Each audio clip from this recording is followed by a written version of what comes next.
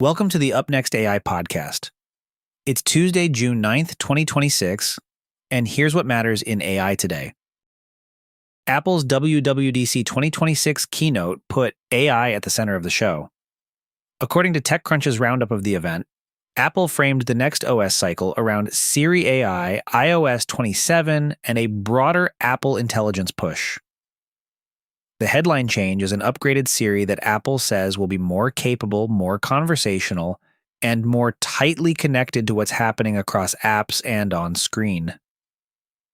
TechCrunch reports that Apple said Google Gemini is under the hood for the new Siri updates, and that Siri AI will live in a standalone app while also working across existing apps. Apple also paired that with a broader set of Apple Intelligence features, including cross-app context awareness, AI reply suggestions in messages, and new AI-powered tools in apps like Photos and Shortcuts. The bigger point here is strategic. Apple is no longer talking about AI as a side feature. At WWDC, it presented AI as platform infrastructure, while again emphasizing a privacy-centric approach. For the second act today, a research team posted a new benchmark called OmniGameArena, aimed at a problem AI agent evaluation still struggles with. We often measure one attempt on one task and call it progress. According to the paper, OmniGameArena is a real-time benchmark built on 12 newly created Unreal Engine 5 games spanning solo, player versus player, and cooperative formats. It also tries to compare commercial vision language models, open weight models, and specialized game policies on more equal terms.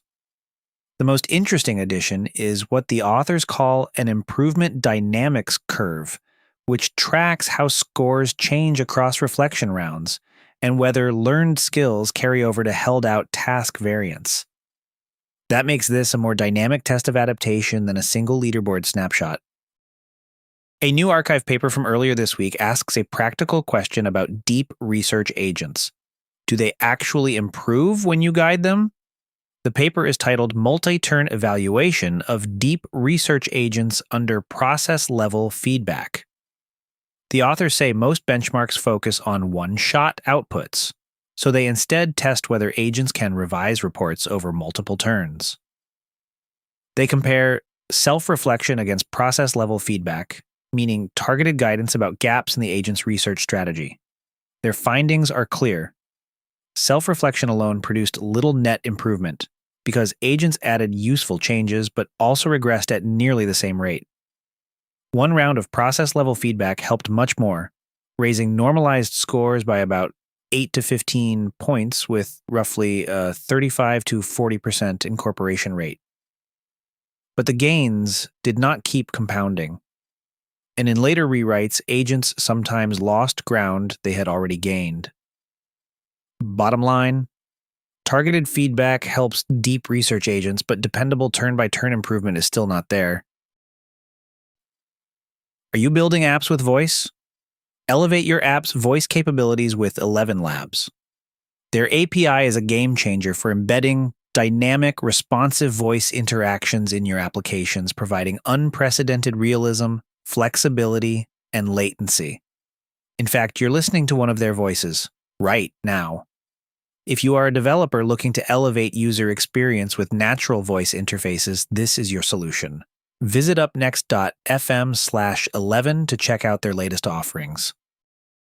First, Simon Willison says he is taking an "I'll believe it when I see it" stance on Apple's new WWDC AI promises.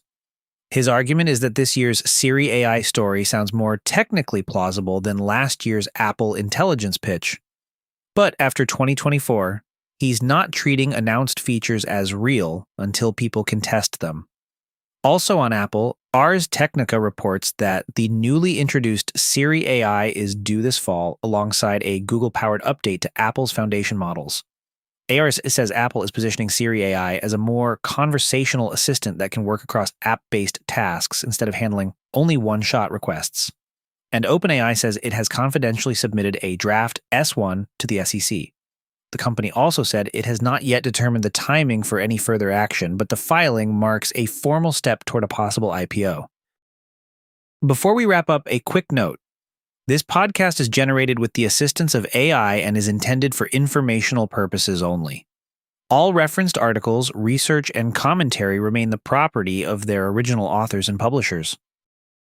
If you enjoyed this episode, don't forget to subscribe, rate, and leave us a review. And that's your briefing for today. Full source links are in the episode notes, and we'll be back tomorrow with what's up next.